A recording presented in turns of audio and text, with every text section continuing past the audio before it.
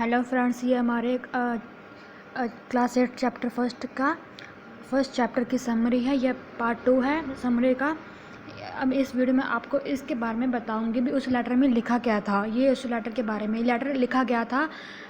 Dearest कोनी है, जिसने ये लेटर लिखा है उसकी वाइफ, उसे लिखा गया था। लिखने वाला था हस्बैंड। अब एक हस्बैंड ने अपनी वाइफ को एक लेटर लिखा था। ये लेटर ये रहा। इस लेटर में बस इतना ही लिखा गया है। वो हस्बैंड अपने एक वंडरफुल एक्सपीरियंस को शेयर करता है। हस्बैंड एक आर्मी में ऑफिसर है और वो क्रिसमस के दिन उसके साथ जो होता है वो सब कुछ उसे बताता है अपनी वाइफ को। लेकिन एक महीने बाद ही उसकी डेथ हो जाती है, जो क्योंकि हमें पीछे ये पढ़कर समझ आ गया था, क्योंकि वो उसके एक महीने बाद उसकी वाइफ ने उसके लेटर को संभाल कर रख दिया था टिन के बॉक्स में, और बाहर एक कागज़ चिपका दिया था। उस पर लिखा था भी जब मैं मर जाऊं तो इसे दफन मेरे साथ कर देना। तो इससे हमें पता चल गया भी ये जिसने ये लेटर लिखा एक महीने बाद उसकी डेथ हो चुकी थी। इस लेटर में उसने एक वंडरफुल एक्सपीरियंस शेयर किया था। उसने ये बताया था कि हम अपने ट्रेंचेस में, मतलब ये ब्रिटिश का ऑफिसर था आर्मी का, और जर्मन के साथ लड़ाई थी। ये ब्रिटिश हैं और यहाँ पे ये जर्मन है। ये अपने ट्रेंचेस में खड़े, ट्रेंचेस होते हैं खड्डे, अपने खड्डों में खड़े थे सभी फौजी सोल्जर्स। ये सभी अपने ट्रेंचेस यानी कि खड्डों में खड़े थे। तभी इन्हें यहाँ से, मतलब जर्मन की तरफ से आवाज़ सुनाई देती है भी हैप्पी क्रिसमस कर कर। तो पहले तो इन्हें लगता है भाई ऐसी सुनाई दे गया होगा, पर यह हैप्पी क्रिसमस टॉमी करके इन्हें सुनाई देता है। यहाँ पे लिखा है टॉमी। इंग्लिश के आम लोगों को टॉमी कहते हैं इंग्लिश में, मतलब इंग्लैंड में। तो फिर बाद में ये इंग्लैंड वाले थोड़े बहुत मतलब सोल्जर्स कहते सेम टू यू फ्रिज कह देते हैं। फ्रिज मतलब जर्मन के आम लोगों को बोलते हैं, बट सेम टू यू बोल देते हैं। बाद में धीरे धीरे वो आने लगते हैं इनके तरफ वहाँ के फ़ौजी, जो कि वंडरफुल, इसलिए वंडरफुल एक्सपीरियंस था क्योंकि ऐसा होता नहीं है। तब एक वार चल रहा था, वर्ल्ड वार 1। उस टाइम की ये बात है, 25 दिसंबर 1945 तब की ये बात है। और तब इनका वार चल रहा था, और वार के बीच में सब कुछ होता है। वो इनके पास आते हैं, इनसे हाथ मिलाते हैं वो सभी फ़ौजी, और उनका जो भी ऑफिसर था, ये जिसने ये मतलब लेटर लिखा है, ये भी आर्मी का ऑफिसर है, और जर्मन के आर्मी के ऑफिसर से हाथ मिलाती हैं, एक दूसरे से हाथ मिलाते हैं। यहाँ पे आपको बता देते हैं, यहाँ पे लिखा होगा भी, उनका नाम था हैंस वोल्फ। उनका नाम था हैंस वोल्फ। ये मतलब कि इनसे हाथ मिलाते हैं ब्रिटिश के आर्मी के ऑफिसर से। वो जो जर्मन के थे आर्मी ऑफिसर, वो उन्हें कहते हैं मैं डोर्फ का रहने वाला हूँ। सैलो होता है वोयलिन, जो गिटार जैसे होता है ना वैसे ही होता है, पर इसे वोयलिन की तरह बजाते हैं। एक हाथ में मतलब स्टिक होती है और एक हाथ में वो गिटार जैसे दिखने वाला होता है, तो उससे बजाते हैं। और ऑर्केस्ट्रा में वो प्ले करता है। ये सब कुछ बताता है। फिर बाद में जिम मैकफर्सन, जो जिसने ये लेटर लिखा है, उसका नाम है जिम मैकफर्सन, और वो कहता है मेरा नाम कैप्टन जिम मैकफर्सन है। वो उसे भी रिटर्न में हैप्पी क्रिसमस कहता है, और उसे ये भी बताता है मैं एक स्कूल टीचर हूँ डोरसेट। इंग्लैंड में एक जगह नाम है डोरसेट, वहाँ पर एक स्कूल टीचर था जो कि वेस्ट में है इंग्लैंड के। फिर वो कहता अच्छा डोरसेट, जो जर्मन का ऑफिसर का अच्छा डोरसेट। फिर वो कहता मुझे पता है डोरसेट के बारे में, और यहाँ पे ये बताते हैं डोरसेट के बारे में। इसे कैसे पता है, क्योंकि उसने बहुत सारी बुक्स पढ़ी हुई हैं। कभी वो डोरसेट आया ना इंग्लैंड आया, पर उसने इंग्लिश की बहुत बुक्स पढ़ी हुई हैं अपने स्कूल में, इसलिए उसे पता चलता है डोरसेट इंग्लैंड की जगह कहाँ पर है। तो उसे बताता है अभी far from the madding crowd नाम की एक नॉवल है, इसे बहुत पसंद है, जर्मन के ऑफिसर को भी बहुत पसंद है, जो कि थॉमस हार्डी लिखे। फिर इसके ऊपर ये चर्चा करते हैं ये बुक क्या है, क्या लिखा है इसमें। बाद में खाते हैं पीते हैं और बहुत कुछ करते हैं। मतलब ये क्रिसमस के दिन जर्मन के आर्मी के सोल्जर्स ब्रिटिश के सोल्जर्स को सरप्राइज़ देते हैं क्रिसमस का, क्योंकि ये ब्रिटेन का एक त्यौहार है, फेस्टिवल है, बहुत बड़ा फेस्टिवल है इनका। इसलिए आपको एयरपोर्ट और बात बताती हूँ कि जो जर्मन के सोल्जर्स जब इनके तरफ आते हैं, मतलब कि वो बॉर्डर को क्रॉस करके आते हैं जब, तो उनके लिए जर्मन के वाइन लेके आते हैं उनके लिए बहुत सारी, और सोचेज अभी बताती हूँ। सोजेज जिसे एक मीट भी कहते हैं, सोजेज होते हैं मीट, जैसे कि पोर्क होता है ना, बीफ होता है, वैसे ही मीट होता है। ये भी इनके लिए लेके आते हैं, शनैप्स लेके आते हैं, ये होता है शनैप्स, इसका नाम है जर्मन के ड्रिंक को शनैप्स कहते हैं। ये इनके लिए लेके आते हैं, मतलब एज ए पार्टी करते हैं ये, इसलिए वो वंडरफुल एक्सपीरियंस था। वो एक्सपीरियंस बता रहे अपनी पत्नी को, ये सब कुछ मेरे साथ हुआ, क्योंकि तब मोबाइल फ़ोन्स नहीं थे, लेटर के थ्रू ही घर वाले से बात होती थी, अपनी फैमिली से बात करते थे। और ये सभी वहाँ पर फिर फुटबॉल भी खेलते हैं। ये दोनों तो नहीं खेलते, पर सोल्जर्स खेलते हैं, जर्मन के और ब्रिटिश के, ब्रिटेन के फुटबॉल खेलते हैं। जब वे फुटबॉल खेल रहे होते हैं, तो जो जर्मन का ऑफिसर होता है वो उस कहता है भी अगर काश ये जंग भी हमारी फ़ुटबॉल जैसी होती, क्योंकि इसमें ना कोई खून खराबा होता, ना कोई मरता, ना कोई अनाथ होता, ना कोई विधवा होता, तो काश लड़ाई भी ऐसी ही हो, पर ऐसी नहीं है।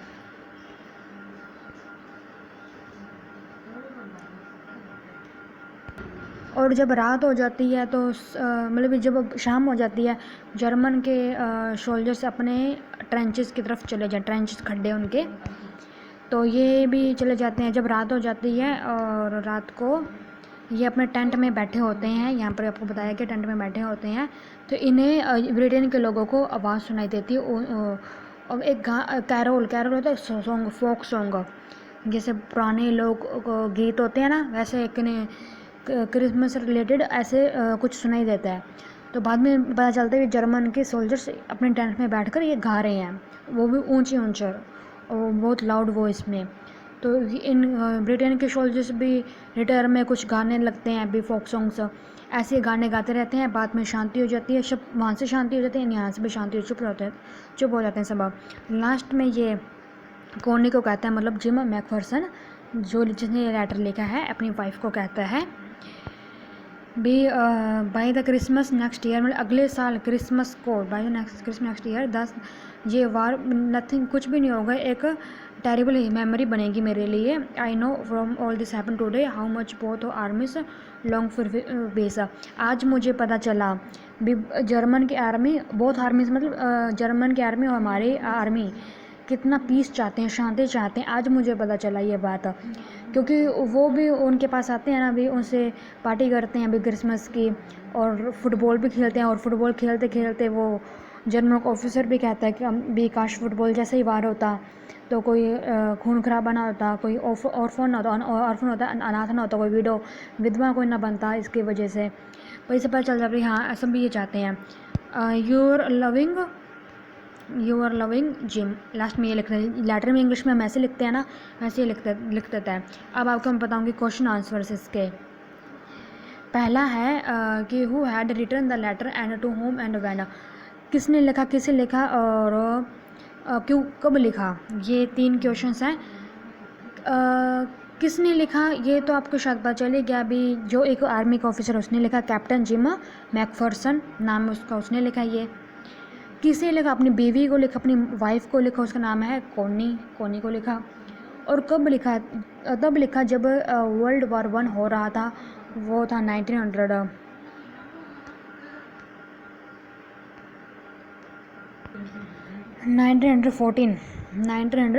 को, मतलब कि ये लिखा गया, ये दिसंबर में 1914 को लिखा गया था ये लेटर, तो याद रखना ये इसे। अब सेकंड क्वेश्चन आता है कि वाई वॉज अ लेटर को लिखा क्यों गया। सिंपल सी बात, तब मोबाइल फ़ोन्स नहीं थे, और ये जो आर्मी का सोल्जर्स था, ये कैप्टन था, अपनी वाइफ को सब कुछ बताना चाहता। जैसे हम कहीं गए हो तो फ़ोन पर सब कुछ घर पर बताते हैं, जो हमारे घर का मेंबर कहीं गया हो सब कुछ बताता है, वैसे ये बताना चाहता था, और उसने अपने एक्सपीरियंस को शेयर करना चाहता था, तो उसने लिख दिया। पर ये ऐसे भी कह सकते हैं, इसका उस दिन बहुत ही वंडरफुल एक्सपीरियंस था, बहुत ही मतलब भी कुछ शॉकिंग हुआ था उसके साथ, तो उसने ये लेटर लिखा वो शॉकिंग चीज़ बताने के लिए, मतलब कि एक लड़ाई के बीच में हमारा दुश्मन ही हमें पार्टी दे रहा है, हमें खुश कर रहा है, सो बहुत बड़ी बात है। तो उसने ये जल्दी लिखा अपनी वाइफ को, मतलब उसे बताने के लिए, उससे अपना एक्सपीरियंस शेयर करना भी, आज उसे कैसा महसूस हो रहा है। अगला क्वेश्चन है what was wonderful thing that happen. क्या वंडरफुल थिंग, वो अभी आपको मैंने बताया ना कि जर्मन के ऑफिसर यहाँ पे आए थे, इनके लिए जर्मन की ड्रिंक्स और सोजेज कहते हैं उसे, सोसेज भी बोल सकते हो आप। वो एक तरह का मीट होता है, जैसे पोर्क होता है, बीफ होता है, ये मीट होता है, ये मीट का ही बना होता है। तो ये इनके लिए लेके आए थे और बाद में फुटबॉल भी खेला इन्होंने। सो ये सब कुछ ही वंडरफुल थिंग थी इनके लिए। थर्ड क्वेश्चन है what jobs did Hans Wolf German के ऑफिसर हैं, जर्मन के, and Jim McPherson have when they were not soldiers. इस क्वेश्चन में आपसे पूछा गया है हैंस वोल्फ और जिम मैकफर्सन सोल्जर्स बनने से पहले क्या काम करते थे। हैंस वोल्फ तो कहते हैं मैं सैलो बजाता, ऑर्केस्ट्रा में सैलो बजाता था। सैलो होता है एक वोयलिन की तरह होता है, वोयलिन भी ऐसा कुछ बना होता है, उसके ऊपर डंडे से ऐसे हिलाते रहते हैं, वो वोयलिन होता है।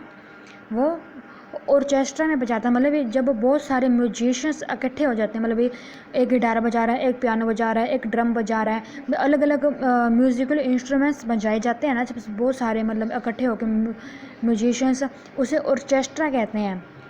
तो हैंस वोल्फ उनमें से एक था, वो बजाता था, वो मतलब सैलो बजाता। अब गूगल में देख लेना, इसके इमेज गिटार जैसा ही दिखता है ये।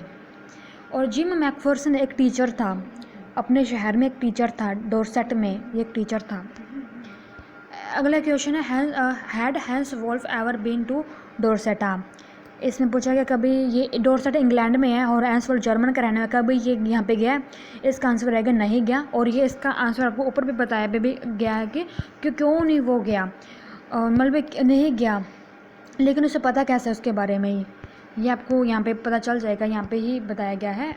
ये रहा यहाँ पर, मैं आपको आगे बताती हूँ, रुको अगला क्वेश्चन पढ़ते हैं।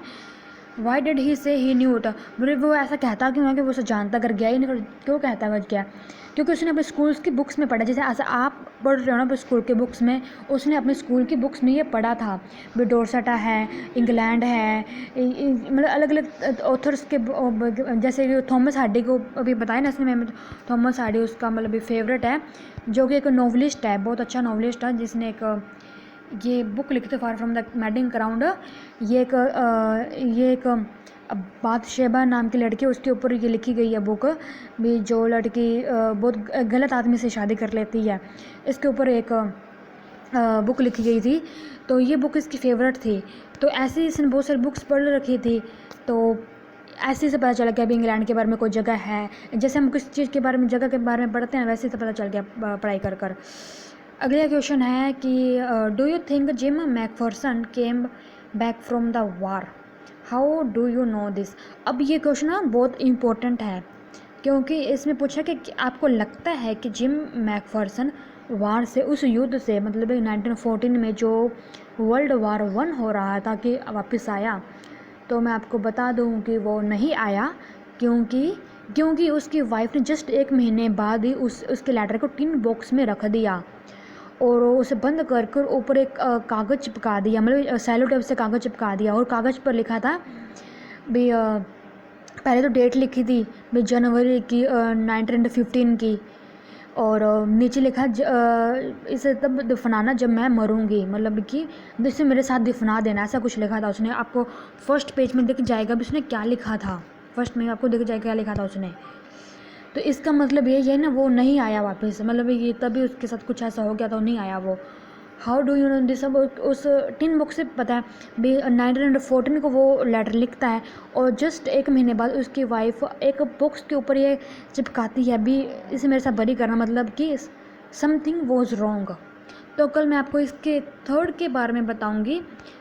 थर्ड में अब क्या है, थर्ड के बारे में आपको शॉर्ट चीज़ बता देती हूँ कि इसमें आपको बताएगा भी, ये जो इस कहानी का ऑथर है ना, वो कोनी के पास जाता है, कोनी जो कि जिम मैकफर्सन की वाइफ, उसके पास जाता है और उसे ये लेटर उसे रिटर्न कर देता है, क्योंकि वो गुम हो गया था। सब कुछ बताया कि भाई लेटर इससे उसे कैसे गुम हुआ, कब उसे से चला गया, बेबी कैसे ये लेटर गुम हो गया, क्योंकि वो तो चाहती थी मेरे साथ बरी हो जाए, तो लेटर कैसे गुम हो गया।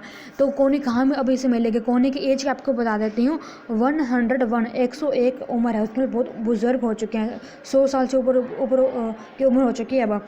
और इसे बेस्ट क्रिसमस प्रेजेंट भी इसीलिए कहा गया है क्योंकि कोनी 100 साल की उम्र हो चुकी है और कोनी बहुत सालों से अपने हस्बैंड का वेट कर रही थी, अब आएगा अब आएगा अब आएगा, पर वो नहीं आया। लेकिन उसका जो लेटर जो गुम हो गया था, क्योंकि उसके घर आग लगी थी, तो आग लगने की वजह से वो तो घर छोड़कर भागी थी क्योंकि घर की आग लगी थी, लेकिन सामान घर में ऐसे रह गया था। तो कई सालों बाद अब ये ऑथर आता है उसी ये लेटर को रिटर्न करने, इसलिए ये वो दिन भी होता है क्रिसमस का, क्रिसमस के दिन ही आता है ये क्रिसमस एव को। ऑथर ये डेस्क को लेके आता है अपने घर, साफ़ कर रहा होता है, साफ़ करते वक्त इसे टिन का बॉक्स मिलता है, ये लेटर देखता है, लेटर को पढ़ता है, बाद में इसे समझ आ जाता है ये लेटर किसका है।